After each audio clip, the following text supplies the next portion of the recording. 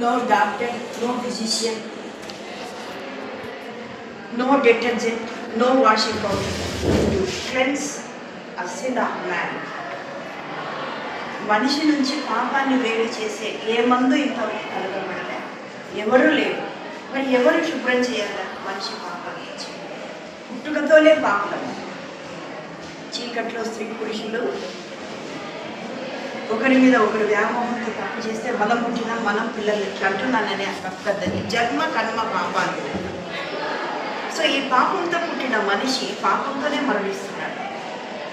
But in order to reach భగవంతుని దగ్గర మనిషి ఉండాలంటే పాపం. ఇప్పుడు నేను ఇక్కడికి వచ్చినానంటే, మనమందరం ఇక్కడికి వచ్చినామంటే వీ హ్యావ్ ఎ క్వాలిఫికేషన్, ఒక సర్టిఫికెట్తో ఇక్కడికి వచ్చినాం.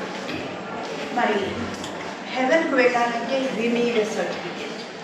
What is certificate you should have అంటే పాపము లేని ఒక రుణపత్రం. రిలీవింగ్ ఆర్డర్ తీసుకొచ్చిన మనం కూడా రిలీవ్ కావాలి. దీనికే ఈ తతంగానికే ఇంత సిస్టమాటిక్ ఇదే అవసరమైతే భగవంతుని దగ్గరికి పోవాలంటే అంత ఈజీనా? What is the life after death? ఎవరైనా ఆలోచించారా? బాగానే ఉన్నాం, ప్రతిరోజు వస్తున్నాం. What is the end of the day?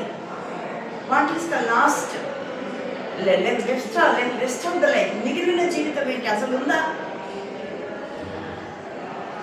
మరణించిన తర్వాత మనం ఎక్కడికి పోతాం? ఎప్పుడైనా ఆలోచించాము? We have to reach one place. There is a destination. Definitely place of God దగ్గరికి వెళ్ళాలి. ఎలా వెళ్తాం? రిలీవింగ్ ఆర్డర్ ఉండాలి. ఏ విధమైన రిలీవింగ్ ఆర్డర్? క్లీన్ చిట్ ఉండాలి. అది ఎక్కడి నుంచి వస్తుంది? భగవంతుడే ఇవ్వాలి. మనం పుణ్యకార్యాలు ఎంతమంది పెట్టినాము, తప్పు చేస్తే ఏదో ఒక పరిహారం, అవన్నీ వద్దని కొట్టేసినాడు దేవుడు. కొట్టేసి